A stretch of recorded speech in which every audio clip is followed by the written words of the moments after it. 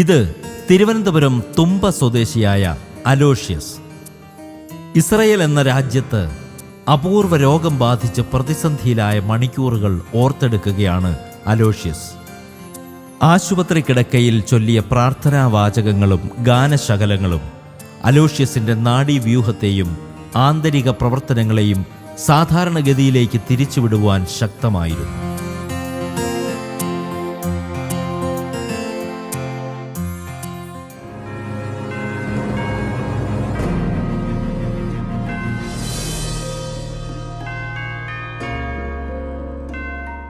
ഞാൻ 1919 ഒക്ടോബർ മാസം 1-ാം തീയതി ഇന്ത്യയിൽ നിന്നും കേരളത്തിൽ നിന്നും ഞാൻ ഇസ്രായേലിലേക്ക് കടന്നു പോയിരിക്കുകയായിരുന്നു. ഞാൻ മാത്രമല്ല, ഞാനും എൻ്റെ ഭാര്യയും ഞങ്ങൾ ഇരുവരും ഇവിടെ നിന്ന് കടന്നുപോയത് അവിടെ ജോലിക്ക് വേണ്ടി എന്നുള്ള നിലവാരത്തിലല്ല. 52 രാജ്യങ്ങളിലുള്ള ജനങ്ങൾ ഇസ്രായേൽ കൂടി വരികയും ഇന്ത്യയിൽ നിന്ന് പറഞ്ഞാൽ കേരളത്തിൽ നിന്ന് ഞങ്ങൾക്ക് എനിക്ക് എൻ്റെ ഭാര്യയ്ക്കും കൂടി ഈ മീറ്റിങ്ങിൽ പങ്കെടുക്കുവാൻ ദൈവം ഞങ്ങളെ സഹായിച്ചു ഓർത്ത് ഞങ്ങൾ നന്ദി പറയുന്നുണ്ട്. ഞങ്ങളവിടെ സന്തോഷകരമായി ചെന്നിറങ്ങി. ഇതിൻ്റെ ഇടയ്ക്ക് 1-2 പ്രതിസന്ധികളുണ്ടായിരുന്നു. ഞങ്ങൾക്ക് ഡൽഹിയിൽ ചെന്നിറങ്ങി. ഡൽഹിയിൽ നിന്നുള്ള എമിഗ്രേഷൻകാർ ഞങ്ങളെ തടഞ്ഞു വെച്ചു. ഞങ്ങൾക്ക് ഒറ്റപ്പെട്ട് പോകാൻ പറ്റത്തില്ല എന്ന് പറഞ്ഞ സാഹചര്യത്തിൽ ഞങ്ങൾ അയച്ച ഒരു ദേവദാസൻ ഇവിടെ ഉണ്ടായിരുന്നു. ആ ദേവദാസനെ വിളിച്ചിട്ട് ഞങ്ങൾ സംസാരിച്ചിട്ട് പറഞ്ഞു, അങ്കിൾ ഇങ്ങനെയാണ് പ്രശ്നങ്ങൾ, ഇങ്ങനെയാണ് ഇത്തരത്തിലവർ തടയുന്നുണ്ട്. നമ്മുടെ കയ്യിൽ സകല പേപ്പറുകളും സകല രേഖകളെല്ലാം ഉണ്ട്. ഞങ്ങൾക്ക് കടന്നു പോകാനും തിരിച്ച് മടങ്ങി വരേണ്ട എല്ലാ പേപ്പറും ഞങ്ങളുടെ കയ്യിലുണ്ടായിരുന്നു. എന്നിട്ട് അവർ വെറുതെ ഞങ്ങളെ തടഞ്ഞു വെച്ചു. ഞാൻ വിളിച്ച് ട്രിവാൻഡ്രത്തുള്ള ഒരു അങ്കിളിനോട് ആ ദൈവദാസനോട് ഞങ്ങൾ കൊടുത്തു. പുള്ളിയോട് അവരോട് സംസാരിച്ചു. സോറി പറഞ്ഞിട്ട് ഞങ്ങളുടെ അടുത്തും സോറി പറഞ്ഞു. ശരി കയറിപ്പൊക്കോ, കുഴപ്പമൊന്നുമില്ല എന്നൊക്കെ പറഞ്ഞ് ഞങ്ങൾ അവിടെ ചെന്ന് ഇറങ്ങി. അന്ന് രാത്രി തന്നെ ഞങ്ങൾ മീറ്റിംഗ് നടക്കുന്ന ഹാളിലേക്ക് പോയി. ഹാളിൽ പോയിട്ട് 10 ദിവസത്തെ മീറ്റിംഗ് ആയിരുന്നു. ഞങ്ങൾക്കൊരു 8 ദിവസം ഞാൻ മീറ്റിങ്ങിൽ പങ്കെടുത്തു. വലിയ അനുഗ്രഹമായിരുന്നു. അവിടെയും കർത്താവിനെ കുറിച്ച് ഒരു സാക്ഷ്യമായിട്ട് നിൽക്കുവാനും ദൈവം ഞങ്ങളെ ഉപയോഗിച്ചു. എന്നെയും എൻ്റെ കുടുംബത്തെയും എന്ന് വെച്ചാൽ എൻ്റെ ഭാര്യ. അപ്പം ഞങ്ങൾ ഇരുവരെയും ദൈവം അവിടെ ഉപയോഗിച്ചു. അവിടെ നിന്ന് അത് കഴിഞ്ഞ ശേഷം തിരിച്ച് ഞങ്ങൾക്ക് വിസ തന്ന ആ ദേവദാസൻ പറഞ്ഞു, ഇനി നിങ്ങൾക്ക് എന്ത് വേണമെങ്കിലും ചെയ്തോളാം. ഞങ്ങൾ അത് കഴിഞ്ഞ ശേഷം ഞങ്ങളുടെ ഒരു ഫ്രണ്ടിൻ്റെ റൂമിലോട്ട് കടന്നു വന്നു. ഞങ്ങൾ അവിടെ നിന്നു 3 ദിവസം കഴിഞ്ഞപ്പോൾ തന്നെ കൊറോണ ബാധിച്ചതിന് ശേഷം അത് പിന്നെ ഒരു നീണ്ട നാളിൽ നിന്ന് ഞങ്ങളൊരു 3-4 മാസം വരെ റൂമിലുണ്ടായിരുന്നു. ഞങ്ങളുടെ ഭക്ഷണങ്ങളും മറ്റും കാര്യങ്ങളെല്ലാം അവർ തന്നെയാണ് നോക്കി. എങ്കിലും ഞങ്ങൾ പിന്നത്തിൽ ജോലി ചെയ്ത് ഞങ്ങൾക്ക് ജോലിക്ക് പോകാൻ തുടങ്ങി. വീണ്ടും ചെറിയൊരു പോരായ്മയൊക്കെ ഞങ്ങളുടെ ജീവിതത്തിൽ വന്നു. ഒരു ചെറിയ പ്രതിസന്ധികളുണ്ടായി. 2-3 ദിവസം ഞങ്ങൾ റൂമിലായി ജോലിക്ക് കയറിയ അന്ന് തന്നെയാണ് ഞങ്ങൾക്ക് ഒരു ആക്സിഡൻ്റൊക്കെ സംഭവിച്ചു ജോലി സ്ഥലത്ത് വെച്ച്. എന്നിട്ട് ഞങ്ങളത് ഉടനെ തന്നെ ഹോസ്പിറ്റലിൽ ഒരു 3 മാസം വരെ അതിനെക്കുറിച്ച് ട്രീറ്റ്മെൻറ്റൊക്കെ ചെയ്തു. അത് കഴിഞ്ഞ ശേഷം പിന്നെയും ഞങ്ങൾ ജോലി കയറി.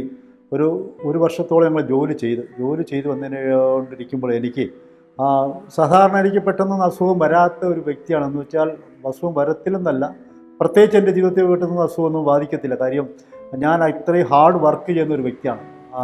ഭൗതികമായാലും ജോലി തരത്തിലായാലും എല്ലാ നിലവാരത്തിലും.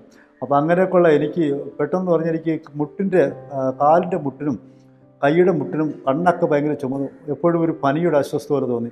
അവിടെയാണെന്നുണ്ടെങ്കിൽ പെട്ടെന്നൊന്നും എനിക്ക് മെഡിസിൻ നമുക്ക് ആർക്കും കിട്ടത്തില്ല. ഡോക്ടറെ കാണണമെന്നെങ്കിൽ അപ്പോയിൻമെൻറ്റ് എടുക്കണമെന്നുണ്ടെങ്കിൽ ഒരു 3 മാസം 4 മാസം 2 മാസം കഴിഞ്ഞ ശേഷമേ നമുക്ക് അപ്പോയിൻമെൻറ്റ് കിട്ടത്തുള്ളൂ. അപ്പോൾ ഇങ്ങനെ വന്ന് എൻ്റെ വൈഫാണെന്ന് പറയുന്നത് നേഴ്സ് ആയതിൻ്റെ പേരിൽ പുള്ളിക്ക് കുറച്ച് കാര്യങ്ങളൊക്കെ അറിയാം.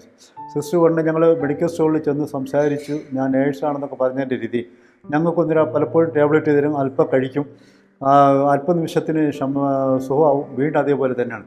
അങ്ങനെ ഇരിക്കുമ്പോൾ ഒരു ദിവസം ഞങ്ങൾ കുറച്ച് ദൂരെ ഒരു ഓഫീസിൽ വർക്കിന് വേണ്ടി പോയിട്ട് തിരിച്ചു വന്നപ്പോൾ ഞാനിങ്ങനെ റൂമിൽ കയറിയോട്ടെ ഞാൻ പറഞ്ഞു, വൈഫിൻ്റെ പേര് സലോമി എന്നാണ്. നമ്മൾ സലോമെ മുഖവും കൈയൊക്കെ ഒന്ന് കഴുകിയിട്ട് പായിട്ട് നമുക്ക് ആദ്യം പ്രാർത്ഥിക്കാം. ഞങ്ങളെപ്പോഴും പ്രാർത്ഥിക്കുന്ന ഒരു വ്യക്തിയാണ്.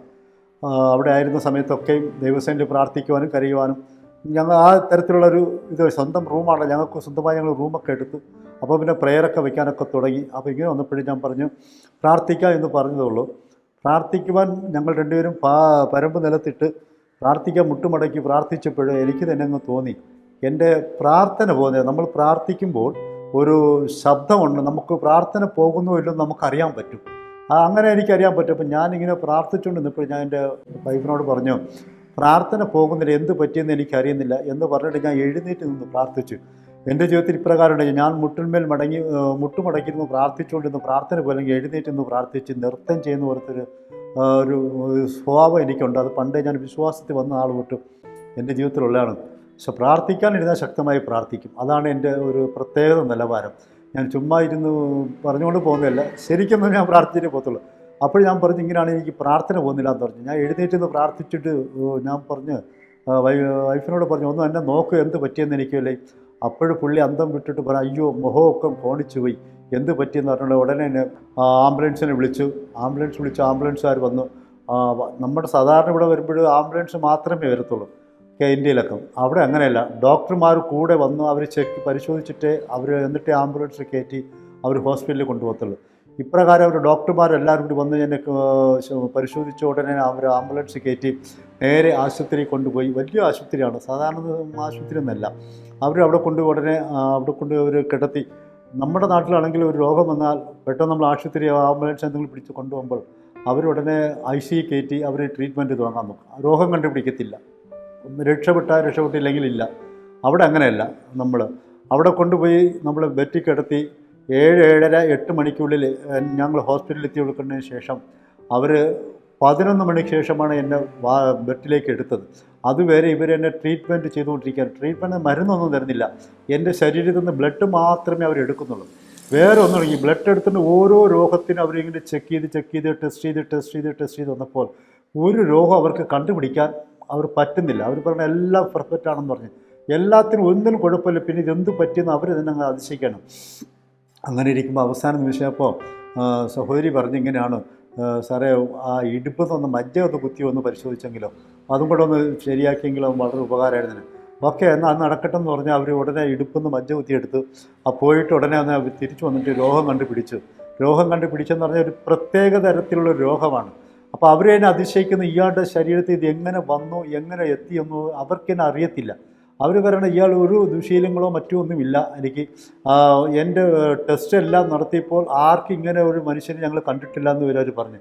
അത് ഇന്ത്യയിൽ വെച്ചായപ്പോഴും എനിക്ക് അങ്ങനെ തന്നെയാണ്. പല ഡോക്ടർമാരും എന്നെ എന്തെങ്കിലും കാര്യത്തിൽ ചെയ്യുമ്പോൾ അത് എന്തെങ്കിലുമൊക്കെ ടെസ്റ്റ് വരുമ്പോൾ ഞാൻ പറയും എനിക്കൊരു കുഴപ്പമില്ല സാറേ എന്നൊക്കെ ഞാൻ പറഞ്ഞു പോകും. അപ്പോൾ ഇവർ പറഞ്ഞില്ല നിങ്ങൾ ഒന്നുകൂടി ചെക്ക് ചെയ്യണമെന്നൊക്കെ പറഞ്ഞിട്ട് അവർ പറയണം. ഇതെങ്ങനെ പറ്റിയെന്ന് തന്നെ അവർക്ക് തന്നെ അറിയാത്ത ഒരു നിലവാരത്തിലായിരുന്നു അവർ. എന്നിട്ട് അവർ ഈ രോഗം കണ്ടുപിടിച്ചപ്പോൾ അവർ പറഞ്ഞത് ഇത് 1000 അല്ലെങ്കിൽ 2000 ഒരാൾക്കേ വരത്തുള്ളൂ. ആ രോഗത്തിൻ്റെ പേര് തന്നെ എനിക്ക് പറയാൻ ബുദ്ധിമുട്ട്. എന്താ ഇമ്പീരിയൽ എന്തോ ഒരു അസുഖമാണ്. അത് വരുന്നവർക്ക് വളരെ ബുദ്ധിമുട്ടുണ്ടാവും.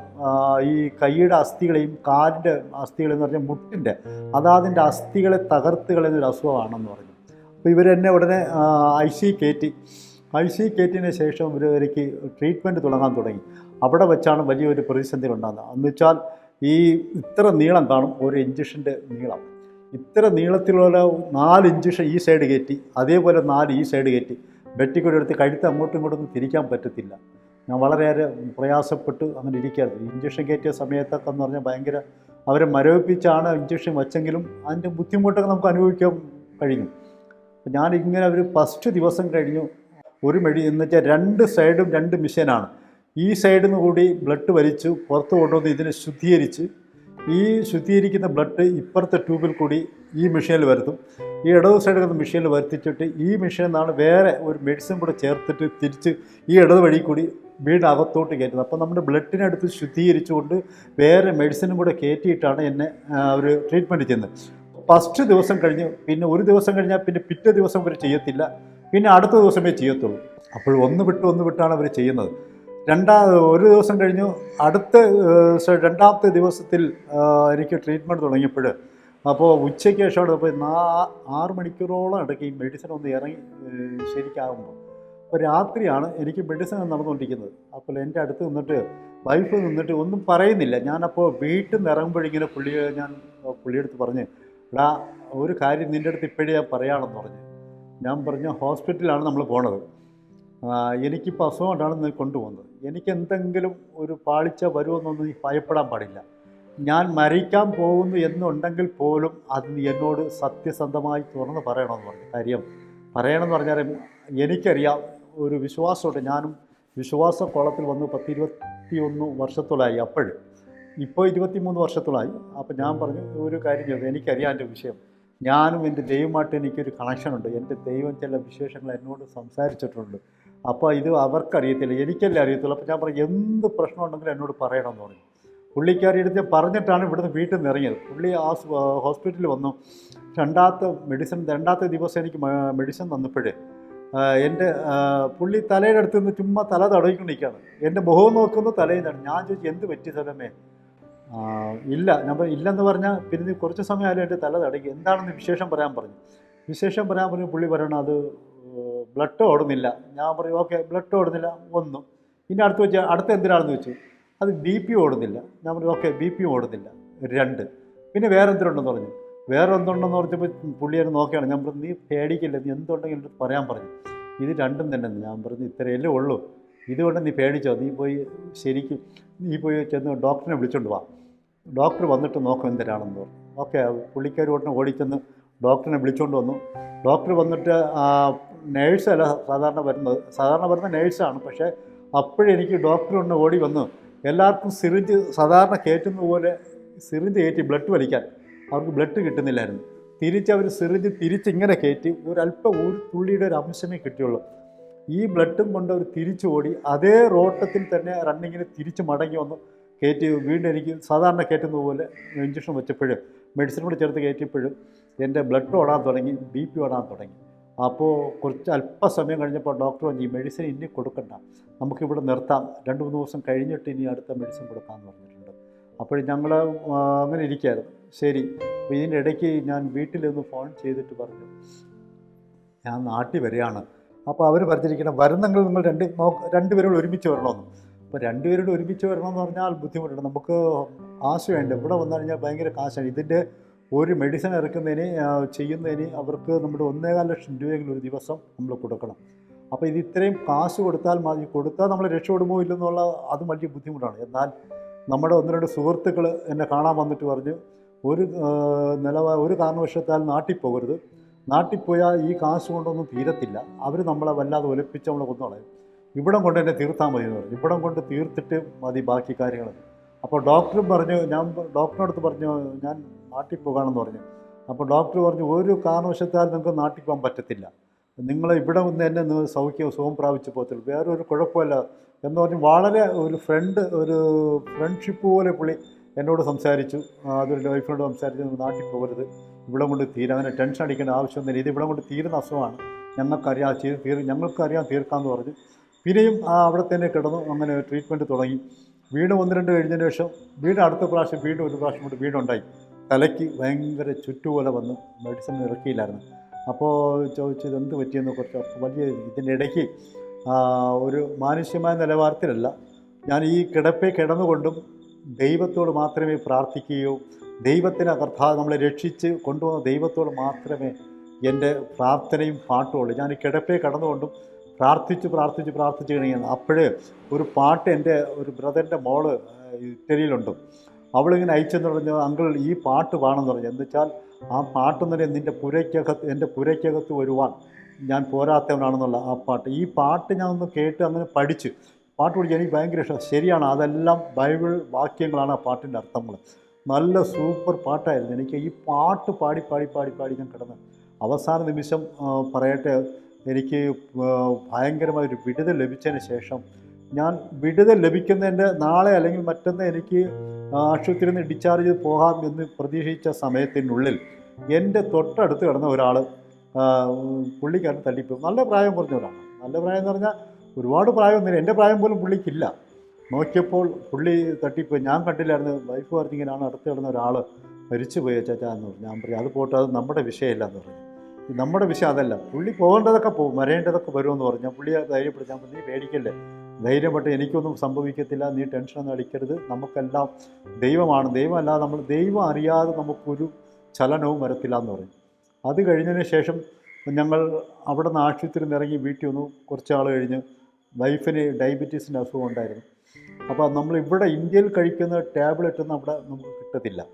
ഇതേപോലെ നമുക്കൊരു ഡോക്ടറിനെ കാണാൻ പോയാൽ 6 മാസമാണ് അതിന്, പ്രത്യേകിച്ച് ഡയബറ്റീസിൻ്റെ ഡോക്ടറിനെ കാണുന്നത്. അങ്ങനെ തന്നെയാണ് അവിടുത്തെ പ്രവൃത്തികളൊക്കെ. ഇങ്ങനെ ഞങ്ങൾ കണ്ട് വളരെ നിവൃത്തിയില്ലാതെ നമ്മളിവിടെ നിന്ന് മെഡിസിൻ മേടിക്കാനും പറ്റത്തില്ല. അങ്ങനെ വലിയ ബുദ്ധിമുട്ടായി. ഒരു ദിവസം രാവിലെ ആയപ്പോഴും ഞാൻ റോട്ടിലോട്ടൊന്ന് കയറാൻ വേണ്ടി ഒന്ന് ഇറങ്ങിയതുള്ളൂ. പെട്ടെന്ന് ഫോൺ പറഞ്ഞ് വീട്ടിൽ റൂമിൽ ചെല്ലാൻ പറഞ്ഞു. ഞാൻ പറഞ്ഞു എന്ത് പറ്റിയെന്ന് ചോദിച്ചു. ഇല്ല പെട്ടെന്ന് വരാൻ പറഞ്ഞു. ചെന്നപ്പോഴും പുള്ളിക്ക് മുഖമൊക്കെ ഒരുമാതിരി കോണിച്ച് നിൽക്കുകയായിരുന്നു. ഞാൻ പറഞ്ഞു എന്ത് പറ്റിയതെന്ന് പറഞ്ഞു. ഇല്ല കുളിച്ചിട്ട് വന്നപ്പോഴേക്ക് ഇങ്ങനെയാണ്, ചായ എടുത്തപ്പോൾ ചായ ഗ്ലാസ് ഒന്ന് വീണുപോയി. പിന്നെ ചായ എടുത്തപ്പോഴേ ചായ കൊണ്ടുവരാൻ പറ്റിയില്ലായിരുന്നു. അപ്പോൾ പറഞ്ഞിങ്ങനെയാണ് മുഖം. ഞാൻ നോക്കി മുഖം. അപ്പോൾ ഞാൻ ഉടനെ പുള്ളീനെയും ആംബുലൻസ് പിടിച്ചുകൊണ്ട് ചെന്നു ആശുപത്രി ചെന്ന് ഡോക്ടർ നോക്കിയിട്ട് പറഞ്ഞു സ്ട്രോക്ക് വന്നാൾ പെട്ടെന്ന് അഡ്മിറ്റ് ചെയ്യണമെന്ന് പറഞ്ഞു. എന്നെ എഴുതി കൊടുക്കാൻ പറഞ്ഞു. ഞാൻ പറഞ്ഞു എഴുതി തരണമെന്ന് പറഞ്ഞു. എഴുതി കൊടുക്കണം. അപ്പോൾ ഞാൻ ഉടനെ എഴുതി കൊടുത്തു. ഒപ്പിട്ട് കൊടുക്കാൻ പറഞ്ഞു. ഒപ്പൊക്കെ ഇട്ട് കൊടുത്ത് അവർ ട്രീറ്റ്മെൻറ്റ് അവർ ഒരു ഇഞ്ചക്ഷൻ അടിക്കുമെന്ന് പറഞ്ഞു. കുഴപ്പമൊന്നുമില്ല. 96% ഈ ഇഞ്ചക്ഷൻ അടിക്കുന്നത് തലയുടെ ക്ലോട്ടിങ് മാറാനാണ്. ഇത് കഴിഞ്ഞതിന് ശേഷം നമുക്ക് അടുത്ത ഹോസ്പിറ്റലിലേക്ക് വിടാമെന്ന് പറഞ്ഞു. ഞാൻ പറഞ്ഞു ഓക്കെ നടക്കട്ടെ എന്ന് പറഞ്ഞു. അപ്പോൾ എന്നെ കൂടെ ഞാൻ വേറൊരാളെ കൂടെ വിളിച്ചൊന്ന് കൂടെ വരണേ, ഞാൻ ഒറ്റയ്ക്കേ ഉള്ളൂ എന്ന് പറഞ്ഞു. പുള്ളി പറഞ്ഞു നിങ്ങൾ ആശുപത്രി പൊക്കോ, ഞാൻ വരാം എന്ന് പറഞ്ഞു. പുള്ളി കത്തോലിക്കയിൽപ്പെട്ട ഒരു സഹോദരനാണ്. പുള്ളി ഉടനെ അടുത്ത പുള്ളി ടാക്സിയും പിടിച്ച് വന്ന് നമ്മുടെ കൂടെ ഒന്ന് വേണ്ട കാര്യങ്ങളൊക്കെ ചെയ്തു തന്നു. അപ്പോൾ ഞങ്ങളന്ന് ആ ട്രീറ്റ്മെൻറ്റ് അന്നത്തെ ഇഞ്ചക്ഷൻ കഴിഞ്ഞതിന് ശേഷം, തലയ്ക്കുള്ള ഇഞ്ചക്ഷൻ കഴിഞ്ഞതിന് ശേഷം പിന്നെ അവർ തന്നെ അടുത്ത ആംബുലൻസിൽ ഞങ്ങൾ വേറെ ഹോസ്പിറ്റലിൽ വിട്ട് അവിടെ കൊണ്ടുപോയി ട്രീറ്റ്മെൻറ്റൊക്കെ ചെയ്ത് നല്ല രീതിയിലുള്ള ട്രീറ്റ്മെൻറ്റ് കിട്ടിയ നല്ല രീതിയിൽ നമ്മളെ സഹായിക്കുകയും സഹകരിക്കുകയൊക്കെ ചെയ്ത് അവിടെ ആയിരുന്നപ്പോഴും പ്രാർത്ഥനയ്ക്കൊന്നും ഒരു കുഴപ്പമില്ല. പുള്ളി കിടപ്പിൽ കിടക്കുന്ന സമയത്ത് രാത്രിയും പകലും പ്രാർത്ഥിച്ച് ദൈവത്തിൻ്റെ പ്രവൃത്തി കൊണ്ട് ദൈവം അത്ഭുതങ്ങൾ ചെയ്യും. ഞങ്ങൾ എന്ന് വെച്ചാൽ തിരുവചനത്തിന് ഇപ്രകാരം പറയുന്നത് യഹോവ ഭക്തന്മാരുടെ മരണം യഹോവയ്ക്ക് വിലയേറിയാർന്നു. ഇതേ പുള്ളി മരിച്ചു പോകുന്ന ആൾക്കാർ അതും പറഞ്ഞു പുള്ളി തട്ടിപ്പോവും എന്നൊക്കെ പറഞ്ഞു. വന്ന സാഹചര്യത്തിലും അവിടെ ഞാൻ ഒരു ദിവസം എല്ലാ ദിവസവും ഞാൻ വെളുപ്പാരാവിലെ 4 മണിക്കൊക്കെ 3 മണിക്ക് 5 മണിക്കൊക്കെ ഒന്ന് പ്രാർത്ഥിക്കും. സമയം കിട്ടുമ്പോഴേക്കും പ്രാർത്ഥിക്കും. ഞാൻ 4:45 എണീച്ച് പ്രാർത്ഥിക്കാൻ വേണ്ടി അങ്ങനെ മുട്ടുമടക്കി പ്രാർത്ഥിച്ച് 6 മണി എന്തിനൊക്കെ ആയി. അതുവരെ ഇന്ന് പ്രാർത്ഥിച്ചുകൊണ്ടിരിക്കുകയായിരുന്നു. കാര്യം പൂർണ്ണമായും നല്ലൊരു സൗഖ്യം കിട്ടണം, ഞങ്ങൾ സന്തോഷത്തിൽ ഭാഗത്തിൽ പോകണം, എടുക്കണം എന്നൊക്കെ പറഞ്ഞുകൊണ്ട് അന്ന് പൂർണ്ണമായും പുള്ളിക്ക് ഒരു നിലവാരത്തിൽ പുള്ളിയൊക്കെ എത്തി. ഇന്നലെ കണ്ടുപോലെയല്ല. അപ്പം മാറ്റം വന്നു. അന്ന് രാത്രി തന്നെയാണ് തൊട്ടടുത്ത് കിടന്ന ഒരു സിസ്റ്റർ മരിച്ചുപോയി. അതിലൊരു ചെറുപ്പക്കാരിയായിരുന്നു. പുള്ളിയെ കൊണ്ട് കിടത്തി കുറച്ച് ദിവസം ഞങ്ങളുടെ പോയതിന് ശേഷം ഒന്ന് കണ്ട് കിടത്തിയതാണ്. അപ്പോഴും പുള്ളി മരിച്ചുപോയി. അപ്പോൾ ഞാൻ പുറത്തു പോയാലും പ്രാർത്ഥിക്കാൻ വേണ്ടി പുറത്തു പോയിരിക്കും. വിശാലമായിട്ട് പുള്ളി കിടന്ന് ഉറങ്ങട്ടെ, ശല്യപ്പെടുത്തണ്ട എന്ന് പറഞ്ഞുകൊണ്ട് ഞാൻ പകലായാൽ യാതൊരു നിമിഷവും പ്രാർത്ഥനയുള്ളൂ. എനിക്ക് പ്രാർത്ഥനയില്ലാതെ ദൈവത്തെ കൊണ്ടല്ല മറ്റു ആരെയും കൊണ്ട് കഴിയത്തില്ല. ഡോക്ടർ നമുക്ക് വേണ്ടെന്ന് പറയുന്നില്ല, മരുന്ന് വേണ്ടെന്നല്ല, മരുന്നുമെല്ലാം വേണം, മരുന്നും വേണം, ഡോക്ടറും വേണം. പക്ഷേ എന്നാൽ സകലത്തിലും ഉപരിയായി ദൈവത്തിൻ്റെ സന്നിധിയിൽ മുഴങ്കാൽ മടക്കിയാൽ ദൈവം തക്ക സമയത്ത് അതിൻ്റെ പ്രവർത്തിക്കും. ഞങ്ങൾ അവിടുന്ന് ഹോസ്പിറ്റലിൽ നിന്ന് വിടുന്നതിന് മുമ്പേ ഒരു 3-4 ദിവസത്തിന് മുമ്പേ തന്നെ ഈ അടുത്ത് നടന്ന സിസ്റ്റർ, പുള്ളി ഇസ്രായേൽക്കാരിയായിരുന്നു, പുള്ളി മരിച്ചുപോയി. അപ്പോൾ ഞാൻ റൂമിൽ തിരിച്ചു വന്നപ്പോൾ രാത്രിയാകുമ്പോൾ പറയണോ അച്ഛാ അടുത്ത് കിടന്ന അപ്പുറത്തെ ബെറ്റി കിടന്ന ഇതും ഐസിയിലാണ് കിടക്കുന്നത്, അടുത്ത് കിടന്ന സിസ്റ്റർ സഹോദരി മരിച്ചുപോയി. ഞാൻ പറഞ്ഞു അത് പോയിട്ട് സാരാക്കേണ്ടത്. ഞാൻ എന്ന് വെച്ചാൽ സാരാക്കണമെന്ന് പുള്ളിയെ ഒരു ധൈര്യം കൊടുക്കുന്നതാണ്. ഇതൊക്കെ ഇങ്ങനെ നടക്കും, നമ്മളതിനെക്കുറിച്ച് നീ എത്രയോ മരണങ്ങൾ കണ്ടതാണ്, നീ എനിക്ക് ടെൻഷൻ അടിക്കേണ്ട ആവശ്യമൊന്നുമില്ല, നമ്മളിപ്പോൾ ഒരു 3-4 ദിവസം കഴിയുമ്പോൾ നമ്മൾ തിരിച്ച് വീട്ടിൽ പോകാമെന്നൊക്കെ പറഞ്ഞു. അപ്പോൾ ഡോക്ടർമാർ തന്നെ വന്നു പറയും നിങ്ങൾക്കൊരു 2-3 ദിവസം കൂടെ കഴിഞ്ഞാൽ പോകാം, കുഴപ്പമില്ല. വേണ്ട നിലയ്ക്ക് എക്സ്റേ എടുക്കുകയും പിന്നെ സ്കാനിങ് എന്ന് പറഞ്ഞാൽ ഒരു ദിവസം 2 സ്കാനിങ് ചെയ്യും. ആർക്കിങ്ങനെയൊക്കെ ചെയ്യുമെന്ന് എനിക്കറിയത്തില്ല. അവർ 2 സ്കാനിങ് ചെയ്തിട്ടാണ് ഒരു ദിവസം രാവിലെ എടുക്കും രാത്രി എടുക്കും, എന്നിട്ടാണ് നമുക്ക് മരുന്ന് തരുന്നത്. ഇതിനോടൊപ്പം ഞങ്ങൾ ദൈവം അനുഗ്രഹിച്ച് അവിടെയും ഈ സഹോദരി മരിച്ചു. കർത്താവിൻ്റെ കൃപയാൽ ഞങ്ങൾ അപ്പോഴും ഞാൻ പറയും ഇങ്ങനെയാണ്, അത് പോയിട്ട് സാരമില്ല, നമുക്ക് നമ്മുടെ കാര്യം നോക്കാം, ദൈവത്തോട് നീ കിടന്നിട്ട് നീ പ്രാർത്ഥിച്ചോളാൻ പറഞ്ഞു. ഞാൻ സൗഖ്യമായി റൂമിൽ വന്നതിന് ശേഷം കുറച്ച് ദിവസം കഴിഞ്ഞതിന് ശേഷം പിന്നെ ഞങ്ങൾ 2 പേരും പണിക്ക് പോകാൻ തുടങ്ങി. ജോലിക്ക് പോകാൻ തുടങ്ങിയതിന് ശേഷം കുറച്ച് വീണ്ടും ഒരു 4-5-6 മാസം കഴിഞ്ഞതിന് ശേഷം വൈഫിന് ഇതുപോലെ അസുഖം വന്നിരുന്നു. സ്ട്രോക്ക് പെട്ടെന്ന് വന്ന് ഞങ്ങൾ ഹോസ്പിറ്റലിൽ കൊണ്ടുപോയി. അവിടെയും ദൈവം സൗഖ്യമാക്കി. ഒത്തിരി പാടുപെട്ട് വളരെ പാടുപെട്ട് ഞങ്ങൾ അവിടെ കിടന്നും ദൈവത്തിൻ്റെ പ്രാർത്ഥിക്കുകയും കരയുകയും ദൈവത്തോട് അഭ്യാചനം ചെയ്ത് ദൈവം അവിടെ നിന്നും സൗഖ്യമാക്കി തീർന്നതിന് ശേഷം പിന്നെ ഞങ്ങൾ വീട്ടിൽ വന്നതിന് ശേഷം പിന്നെ ഞങ്ങൾ ചിന്തിച്ച് ഇനിയിപ്പോൾ ഇവിടെ നിൽക്കണ്ട, നാട്ടിൽ പോകാം എന്നുള്ളൊരു തീരുമാനം എടുത്ത് ഞങ്ങൾ രണ്ടുപേരും 2022 ഞങ്ങൾ നാട്ടിലോട്ട് വരികയും അതിനുശേഷം ഇവിടെ വന്നിട്ട് ട്രീറ്റ്മെൻറ്റ് എടുക്കുകയും കർത്താവിൻ്റെ സന്നിധിയിൽ ദൈവം ഞങ്ങളെ നിലനിർത്തുകയും ചെയ്യുന്ന ആ വിധങ്ങളെ ഓർത്ത് എത്ര തന്നെ നന്ദി പറഞ്ഞാലും എത്ര സ്തുതിച്ചാലും മതി വരത്തില്ല. നിങ്ങൾ ഇപ്പോൾ ഇത് കാണുന്നവരും എന്നെയും എൻ്റെ കുടുംബത്തെയും ഓർത്തു നിങ്ങൾ പ്രാർത്ഥിക്കണമെന്ന് നിങ്ങളോട് ഞങ്ങൾ താഴ്മയായി പ്രാർത്ഥിക്കും. ആരായാലും ഞങ്ങൾക്ക് വേണ്ടി ഞങ്ങൾ ഓർത്ത് പ്രാർത്ഥിക്കുക. കർത്താവിൻ്റെ വാഗ്ദത്തം ഞങ്ങളുടെ ജീവിതത്തിൽ നിറവേറണം. അത് പലർക്കും അതൊരു അനുഗ്രഹമായി തീരണം. ഇതുപോലെ പല സാക്ഷ്യങ്ങളും പലരിൽ നിന്നും കേൾക്കുവാൻ ഞങ്ങളും ആഗ്രഹിക്കുന്നു. എൻ്റെ ഭവനവും എന്ന് പറയുന്നത് കടലിൻ്റെ ഏറ്റവും അറ്റത്താണ്. ഞാൻ പത്രോസിനെ പോലുള്ള ഡ്യൂട്ടിയിലായി ജീവിച്ചവനാണ്. ആ ഡ്യൂട്ടിയാണ് എൻ്റെയും ഡ്യൂട്ടി. ഞാൻ മീൻ പിടിക്കുന്ന ഒരു വ്യക്തിയും കൂടെ ആയിരുന്നു. അപ്പോൾ അവിടെ കടലിൻ്റെ അറ്റത്താണ്. തിര അടിച്ച് ഇങ്ങോട്ട് കയറണമെങ്കിൽ എൻ്റെ വീട് കഴിഞ്ഞിട്ടേ മറ്റേ വീട്ടിലോട്ട് വരാൻ പറ്റത്തുള്ളൂ, അങ്ങോട്ട് പോകാൻ. അത്രയ്ക്കും ഒരു ചെറിയൊരു ടെറസ് വീട് തന്നെയായിരുന്നു അവിടെ കൊണ്ട് ഞങ്ങൾ വയ്ക്കുകയൊക്കെ ചെയ്തത്. പക്ഷേ വലിയ തിരയൊക്കെയുള്ള സമയങ്ങളിൽ ഈ ജൂൺ, ജൂലൈ, ആഗസ്റ്റ് എന്ന് പറയുന്ന 3 മാസവും ഭയങ്കരമായ തിരയും കാറ്റും ഇതൊക്കെ ഉള്ള സമയമാണ്. അപ്പോൾ തെക്കോട്ടോ വടക്കോട്ടൊക്കെ ഇരിക്കുന്ന വീടുകൾ പലപ്പോഴും പല വീടുകളും തിര വന്ന് വലിച്ചുകൊണ്ട് പോയി. എന്നിട്ട് നമ്മുടെ വീടിൻ്റെ ഒന്നും ചലിക്കുവാനോ ഒരു കേടുപാടൊന്നും വരാതെയും സ്വർഗത്തിലെ ദൈവം നീണ്ട 23 വർഷത്തോളമായി ഞാൻ അവിടെ ഒരു വീടിന് വേണ്ടി പ്രാർത്ഥിക്കാറ്. ഞാൻ പലപ്പോഴും ഒറ്റയ്ക്കിരുന്നു, റൂമിൻ്റെ ഉള്ളിൽ കയറിയിരുന്നു, ഒറ്റയ്ക്കിരുന്നു ദൈവത്തോട് ഇങ്ങനെ ഒരു വീട് എനിക്ക് തന്നെ. എനിക്ക് ഈ ഭവനം ഇവിടെ ഇഷ്ടമില്ലായിരുന്നു. എനിക്ക് ആ ഭവനം പറ്റി ഒട്ടും ഇഷ്ടമില്ലായിരുന്നു. ഒരുപാട് പ്രതിസന്ധികൾ ഞാൻ നേരിടേണ്ടി വന്നു. ഒരുപാട് കാര്യം, ഒരുപാട് ഞാൻ ഒറ്റയ്ക്ക് ജോലിക്ക് വരുന്നത്. ഈ റെപ്സീഷനിലങ്ങൾ തിരയുള്ള സമയത്ത് അവർ 5 പേര് 4 പേര് പോകുന്ന സമയത്ത് ഞാൻ ഒറ്റയ്ക്ക് പോകും. കാര്യം എനിക്ക് എൻ്റെ കുടുംബത്തെ വളർത്തണ്ടേ, കുടുംബത്തെ നോക്കട്ടെ. എനിക്ക് അതുകൊണ്ട് ഞാൻ ഒറ്റയ്ക്ക് പോയി ജോലി ചെയ്യും, ഒറ്റയ്ക്ക് തന്നെ വരും. ആരെയും സഹായിക്കാം. ദൈവമാണ് എനിക്ക് മുമ്പ് തൻ്റെ ദൂതനെ അയച്ചു എനിക്ക് വഴി തെളിയിക്കുന്ന പോലെ കടലിനെ ശാന്തമാക്കും. ഞാൻ അങ്ങോട്ട് പോകും. ചാളത്തടിയിലാണ് തിരിച്ച് അവർക്ക് മുമ്പ് ഞാൻ മീൻ കൊണ്ടുവരും. എൻ്റെ മീൻ പോലും മേടിക്കുവാൻ അവർ അനുവദിച്ചില്ലായിരുന്നു. അങ്ങനെയുള്ളൊരു സാഹചര്യം എൻ്റെ ജീവിതത്തിലുണ്ടാകും. കൂടാതെ 23 വർഷത്തിലായി ഞാൻ ഒരു വീടിന് വേണ്ടി കരഞ്ഞു. പ്രിയപ്പെട്ടത് നിങ്ങളൊന്ന് ഓർത്ത്, ഞങ്ങൾ 3 വർഷം ഇസ്രയേലുണ്ടായിരുന്നു. ഇതിൽ 1 വർഷം ഞങ്ങൾക്ക് പാഴായിപ്പോയി. എന്ന് വെച്ചാൽ രോഗങ്ങളും കൊറോണയുള്ള ബന്ധത്തിൽ റൂമിലൊന്നും ജോലിക്ക് പോകാൻ പറ്റാതെ ഞങ്ങളായിരുന്നു. ഒരു 8 മാസത്തിൽ കുറഞ്ഞൊരു 8 മാസം അങ്ങനെ പോയി. ബാക്കിയുള്ള കാലങ്ങളിൽ ജോലി ചെയ്തുള്ള ഒരല്പം നന്മ കൊണ്ടാണ് ഞങ്ങൾക്ക് ഈ തുമ്പ എന്നുള്ള സ്ഥലത്ത് ഇവിടെ ഒരു 6 സെൻറ്റ് സ്ഥലം മേടിക്കുവാനും അതിനോടൊപ്പം ദൈവം ഞങ്ങൾക്ക് മനോഹരമായൊരു ഭവനം തരികയും ചെയ്തു. അത് ദൈവത്തിൻ്റെ ഒരു കരുണയാണ്. ഞങ്ങളുടെ മിടുക്കോ ഞങ്ങളുടെ കഴിവോ ഒന്നല്ല. ഇതുപോലെ തന്നെയായിരുന്നു ഞങ്ങളുടെ ഞാൻ ആദ്യം വെച്ച ഭവനം. 9 മാസം ഖത്തറിൽ ജോലി ചെയ്തിട്ടുണ്ട്. വിസയില്ലാതെ ജോലി ചെയ്ത് അവിടെയും ജോലി ചെയ്തപ്പോൾ ഞാൻ ഭവനത്തിന് ആഗ്രഹിച്ചു. എൻ്റെ മോനോട് പറഞ്ഞു, നീ ഒരു വീട്ടിൻ്റെ പ്ലാൻ ഒരു ഫോട്ടോ വരിഞ്ഞ് 2 റൂമും ഒരു കിച്ചൺ, ഒരു ഹാള്, പ്രാർത്ഥിക്കാൻ വേണ്ടി ഒരു ഹാള്, നല്ലൊരു ഹാള് വേണം, പിന്നെ ഇതൊക്കെ മതിയടാ എന്ന് പറഞ്ഞിട്ട് ഞാൻ ഒരു വീട് വരഞ്ഞ് വെച്ച് പ്രാർത്ഥിക്കാൻ പറഞ്ഞു. കൈ വെച്ച് പ്രാർത്ഥിക്കണമെന്ന് പറഞ്ഞു. അവരും പ്രാർത്ഥിച്ചു. 9 മാസം കൊണ്ട് അവിടെ ഒരു വീട് പണിയാൻ പറ്റി. ഇതേപോലെ തന്നെയാണ് ദൈവം. അതിനുശേഷം അത് 2002-ലാണ്.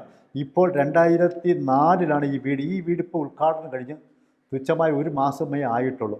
1 വർഷത്തിനുള്ളിൽ സ്ഥലം വാങ്ങിച്ചു വീട് വയ്ക്കുവാൻ ദൈവം അനുമുഖാന്തരം. ആർക്കും ഒരു കാശിനോ എനിക്കൊരു കടബാധിയോ ഇതിൽ സംബന്ധം ചെയ്യാതൊരു പ്രയാസങ്ങളോ ഒന്നുമില്ല. കർത്താവിൻ്റെ കൃപയാൽ ദൈവം ചെയ്ത മഹാ അത്ഭുതമാണ്. ദൈവസന്നിധിയിൽ കരയുന്നവൻ്റെ കണ്ണുനീര് മറികടന്ന് പോണ ദൈവത്തിനെ അല്ല നമ്മൾ ആരാധിക്കുന്നത്. നമ്മൾ ആരാധിക്കുന്ന ജീവനുള്ള ദൈവത്തെയാണ്. ആ ജീവനുള്ള ദൈവത്തിൻ്റെ സന്നിധിയിൽ നമ്മൾ കണ്ണുനീരോട് ആർപ്പിട്ടാൽ അല്ലെങ്കിൽ ആ സ്തോത്രം സന്തോഷത്തിൽ അത് കൊയ്യാൻ പറ്റും.